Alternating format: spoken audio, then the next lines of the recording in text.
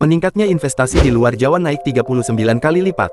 Ibu kota Nusantara IKN Indonesia semakin menarik dunia. Ini membuktikan bahwa visi besar dari Presiden Jokowi di balik pembangunan IKN sebagai bagian dari memperkuat perekonomian Indonesia secara perlahan kian menunjukkan kemajuan. Selain itu, tingginya minat investasi di IKN ini juga mendorong penguatan dan pemerataan pertumbuhan ekonomi di luar Jawa. Dengan kata lain, semangat pembangunan Indonesia sentris yang dicanangkan oleh Presiden Jokowi terus berkembang. Di antara wujud ketertarikan dunia terhadap IKN yakni terlihat dari antusiasme para investor untuk berinvestasi di IKN ini. Sehingga Presiden Jokowi mengadakan rapat terbatas mengenai status minat investasi di IKN. Pasca jajak pasar, ketertarikan investor terhadap IKN memang meningkat secara signifikan.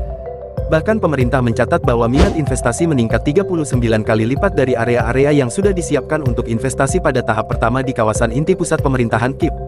Mau tidak mau, pemerintah merespon cepat minat ini. Sehingga Presiden Jokowi pun mengambil beberapa langkah taktis untuk merespon tingginya minat investor di IKN ini.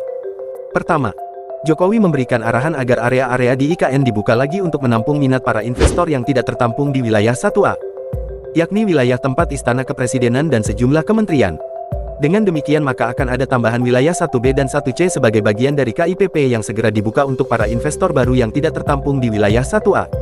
Kedua, Jokowi juga menegaskan bahwa peluang investasi tidak hanya di wilayah KIPP, tetapi juga di beberapa area lain yang meliputi wilayah pariwisata, pusat finansial dan ekonomi, wilayah pendidikan hingga wilayah kesehatan.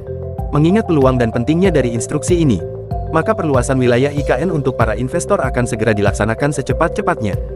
Paling lambat, tahun 2023 nanti akan segera direalisasikan penambahan area-area investasi baru di IKN. Kita berharap investasi terus berdatangan untuk IKN nanti, sehingga kota masa depan yang berpadu dengan ekonomi hijau ini dapat mendorong cita-cita Indonesia untuk menjadi negara emas 2045.